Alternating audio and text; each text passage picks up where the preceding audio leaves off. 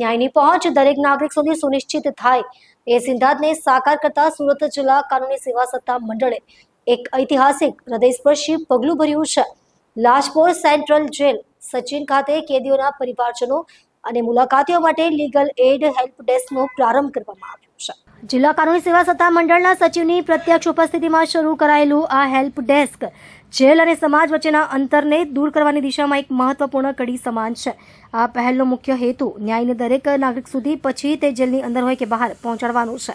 આ હેલ્પ સેન્ટરમાં પરિવારજનોને કેસની વર્તમાન સ્થિતિ, જામીનની જટિલ પ્રક્રિયા અને અપીલના અધિકારો વિશે કાનૂની નિષ્ણાંતો દ્વારા સ્થળ પર જ સરળ ભાષામાં માર્ગદર્શન આપવામાં આવશે। વિશેષ કરીને આર્થિક રીતે નબળા પરિવારોને વિનામૂલ્યે સરકારી વકીલની સુવિધા કેવી રીતે મેળવી શકાય તેની સંપૂર્ણ વિગતવાર માહિતી પૂરી પાડવામાં આવશે। આ સેવાને વધુ સુગમ અને અસરકારી બનાવવા માટે હેલ્પ ડેસ્ક પર પેરાલીગલ, વોલેન્ટિયર્સ અને જેલ વિઝિટિંગ એડવોકેટ્સ હંમેશા હાજર રહેશે। તેઓ મુલાકાતીઓની સમસ્યાઓની નોંધ લઈ તેમનું યથાશક્તિ નિરાકરણ લાવશે।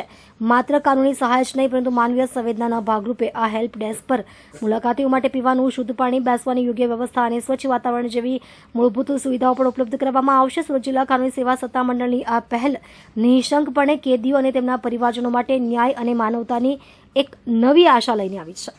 નેશનલ લીગલ સર્વિસ ઓથોરિટી તેમજ ગુજરાત રાજ્ય કાનૂની સેવા સત્તા મંડળની અનુસરમાં જિલ્લા કાનૂની સેવા સત્તા મંડળ સુરતના અધ્યક્ષ અને માનની મુખ્ય જિલ્લા ન્યાયાધીશ શ્રી રાહુલ ત્રિવેદી સાહેબની માર્ગદર્શન અને દોરવણી મુજબ આજરોજ અહીં લાજપોર મધ્યસ્થ જેલ ખાતે કાનૂની સહાય હેલ્પ ડેસ્કનો શુભારંભ કરવા જઈ રહ્યા છીએ। આ હેલ્પ ડેસ્ક શરૂ કરવા પાછળનો મુખ્ય ઉદ્દેશ એ છે કે કેદીના પરિવારજનોને માહિતીના અભાવે જે ન્યાય મળવામાં વિલંબ થાય છે તે આ કેન્દ્રને કારણે નિવારી શકાશે। ઘણી વખત લોકો પૂરતી માહિતી નથી હોવાથી એના કારણે મફત અને સક્ષમ કાનૂની સહાય એને નથી મળતી।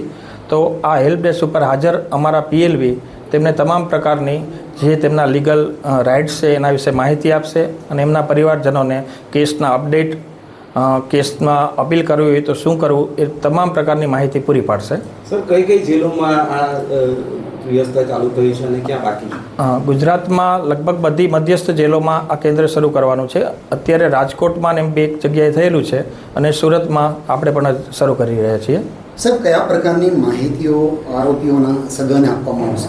આરોપીઓના પરિવારજનોને જે કેસના અપડેટ બાબત કે તેમના કેસમાં શું પ્રગતિ થઈ છે, પછી નેક્સ્ટ ડેટ શું પડેલી છે અને કદાચ એમને સજા થઈ હોય તો અપીલ કરવા માટે શું જોગવાઈઓ છે, તો માહિતીના અભાવે તે ન્યાયથી વંચિત ન રહેવા જોઈએ એ માટેનો મુખ્ય ઉદ્દેશ છે। સાહેબ, જેલ પ્રશાસન અને કાનૂની સત્તા મંડળ દ્વારા